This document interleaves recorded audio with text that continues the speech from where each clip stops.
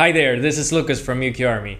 In this video, we'll go over the all-for-one and one-for-all type of QR code, the Social Links QR code.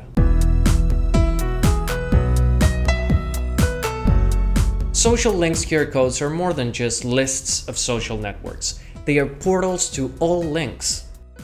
You can insert your Instagram, Facebook, and TikTok profiles, but you can also put your website, blog, or any other URL that you want to show. When people scan your Social Links QR code, they will be able to see all your links, which you can sort from most to least relevant, and choose where to follow you, what to read, what to watch, and more. If you want your business or personal endeavor to be noticed, you have to find your own voice within the social media ecosystem.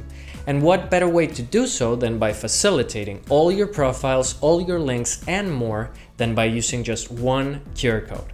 If you want to create a Social Links QR code, all you need to do is register to UQ Army, click Create QR, and select the type.